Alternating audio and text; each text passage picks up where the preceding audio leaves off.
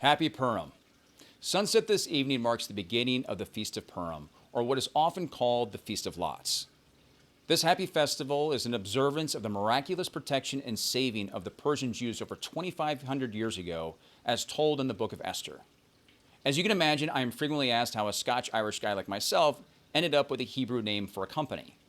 I took time to sit down and go through the origins of our story and how Purim Ventures came to be.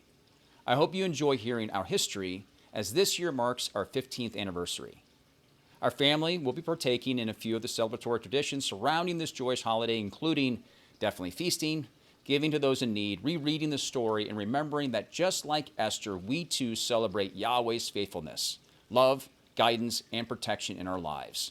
Happy Purim and Shalom. So what is the meaning of the name Purim and why Purim Ventures? So the story can be found in the book of Esther. Again, it dates back to the 5th century BC. It's really an incredible story. And it really goes from sadness to gladness, because Xerxes had gotten rid of one of his previous wives and needed a new wife. So he sent out an edict basically to get all the pretty women lined up, and he picked the prettiest of them all, and that happened to be Esther, and she happened to be Jewish. So Persians and the Jews didn't quite get along at that time, but she had to hide basically who she was. And her uncle, Mordecai, was pretty well known within the Jewish community, but hated by Haman, the right-hand man of Xerxes, because Haman wanted to be a king and he wanted people to bow down to him. He wanted to basically be like his boss, Xerxes. But Mordecai refused, as a very disciplined Jew, refused to bow down to Haman. So obviously Haman wasn't too happy with that. Basically tricked Xerxes to send out an edict to basically essentially wipe out the Jews. And the even more demented piece of it is that he literally rolled the dice. So it was the casting of lots. So Pur and Purim, that's where that name comes from, is the casting of lots. So he picked the date. Her uncle Mordecai notifies Esther, going, hey, we got a problem. If she reveals herself to the king, she also faces, execution. But she did what she had to do. She put her own life on the line, basically, to make this thing happen. Now, back in the day, the queen just doesn't show up into the king's presence and say, hey, honey, we got a problem. Can we talk? You had to be invited into the king's presence. If you want to see who Xerxes was, 300, the movie, does a very good job of depicting, how this individual looked and behaved. But he was feared. Let's just put it like that. So anyway, so she has to figure out how to put this whole thing, orchestrate this whole meeting without, basically putting her own line at risk. But she has to also expose Haman at the same time, the guy who put all this in motion. So she puts together a couple of these dinners. She finally gets the courage up to expose in a very creative way. Basically, Haman gets caught off guard and exposed. Xerxes gets infuriated by what Haman had done to his queen. An edict was sent out. The Jews were able to defend themselves, and they survived. And the gallows, basically, that Haman was building to wipe out Mordecai and his family, Haman and his whole family were put on those same gallows.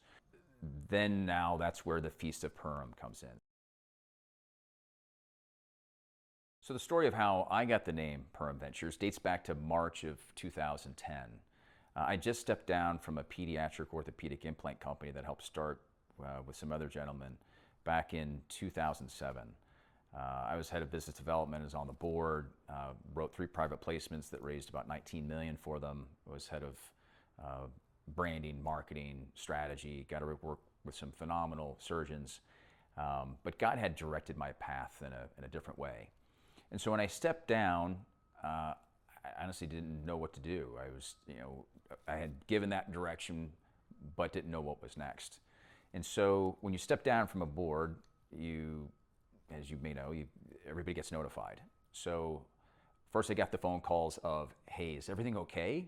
And had some pretty, we had some NFL players, we had, some investment banks, so we had some really good people involved that I built relationships with, but they had called and first they want to know, is everything okay? Second was, what are you going to do next? And so I was blessed enough to build a good reputation and had several groups come to me. One was an angel investment group that said, hey, now that you're free, can you look at a deal that we're personally involved in, so the founders of this angel group, and then we had two other, one was an engineering firm, and then we had another opportunity. And I was sitting around going, okay, I got to get a job. I got to pick one of these. And it was my wife's direction. She's saying, stop. You've built everybody else's kingdoms. It's time to build your own thing. You've made a lot of people wealthy. Build your own firm. Take all these deals on at the same time. Now is the time to do your own thing. So when your wife gives you that advice, you take it. So I'm very blessed to have an awesome wife. She's been with me since my senior year in college. So she's been through all the startups, all the companies, all the meetings, all that stuff. So we decided to go off on and take all these deals on. So the next thing was, what do we do about a name? At that time, my oldest daughter, Nariah, was wanting to know the real story of the book of Esther. She wasn't feeling well, and my wife wanted to get into the scripture and read and pray with her. And so they were in the kitchen. I was in my office, and I'm sold on, Purim Ventures at the time, which is Latin for move forward. I already bought the domain. I was getting ready to incorporate it. And my wife yells out, what about Purim? So I told my wife, yep, it's available, but I moved back to Purim Ventures. And she's like, well, did you look it up? I go, yes, honey, I looked it up. It's available. She said, no, did you look at the meaning? And so I, Google it up and look at the meaning. I read it. I'm like, wow, I don't remember this story, especially where she had to hide her identity and just the intensity of the situation she was in, that if she didn't make that call, if she didn't put her neck on the line and reveal who she was to the king, she risked her whole bloodline, the Jewish race, basically getting slaughtered by the Persians at the time. So again, that was a new to me, as a guy that went to Sunday school as a kid. And I love the symbolism, because in my roles in previous deals and opportunities I've been involved in, I've typically been stuck in the middle. I've worked directly side by side with the CEO and the founders, work on the finance side and strategy, the acquisition folks. So at that level, you have information that most people don't. And my daughter's name comes from Jeremiah. My youngest daughter's name comes from the Talmud, Mira. So we like the symbolism. So I'm still going with Purim Ventures. And then my wife yells out, she's like, did you look it up? I'm like, yes, I did, honey. It's really, I love the symbolism. She's like, did you look up the date? On that particular day in March of 2010, the Feast of Purim began. Bought the domain. We incorporated that day. 3 days later, at the end of the Feast of Purim, we got our notification that we were a company. We took on all 3 deals. We were in the black in 30 days, and for a decade, we flew under the radar. Really no marketing, and I'm a marketing, branding, strategy snob, but we didn't need it. Business just came to us. And we do 4 or 5 big deals, a lot of M&A, a lot of commercialization, a lot of turnarounds. So really get into the thick of things. And then when you get in that type of stuff, when you do any of those 3, you typically need capital. So that was always another thing that we have to be good at and be able to have a structure and bring that stuff in. Prior to all this happening in March of 2010, when I was doing the orthopedics venture, the Dead Sea Scrolls exhibit comes through town. And I love antiquities, I love history, studied a lot of the major religions, keep coming back to Christianity. But we went, and I wanted to get a little piece of something to remember it by, a little memorabilia, a pamphlet, whatever. And there was this book, didn't look super expensive, it looks like it's printed off at Kinko's or something like that, it had a spiral bound, plastic spine to it. And I just grabbed it and flipped through it and bought it and walked out. And then it just had it in my office for a while. A couple years later, it made its way down to the homeschool room. And then 2 years into Purim, my wife comes in and she's like, do you remember this? Puts it on my desk. I'm like, oh, that's where that went. Yeah, it was a cool exhibit. And she says, did you ever look at this? I'm like, well, not really in any great detail. It's just, for kind of a keepsake thing. And she gets like, well, you should probably open it up and look at it. So I opened this thing up, and I remember one of the reasons why I liked it was it had the full history, kind of the Cliff Notes version, and then in the inside there's a plastic sheath, and in that plastic sheath was a real page from a Gutenberg Press Bible, which is when we started mass producing Bibles, and it was in that particular chapter to show you what it looked like, the paper, the printing, all that kind of stuff. And again, liking antiquities, I thought that was kind of cool. So that's all I paid attention to. Well, when she put this thing on my desk and I open it up and look at what's in front of me, chapter verse, the Feast of Purim. So we had already taken the name, but apparently God wanted us to have this name, and we've been blessed by it.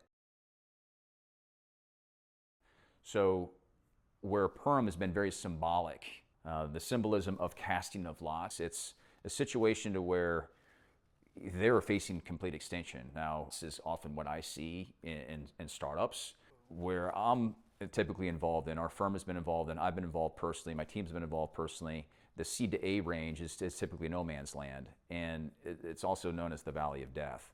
It's, you really have a lot at risk, and a lot of things have to come together in a relatively short period of time.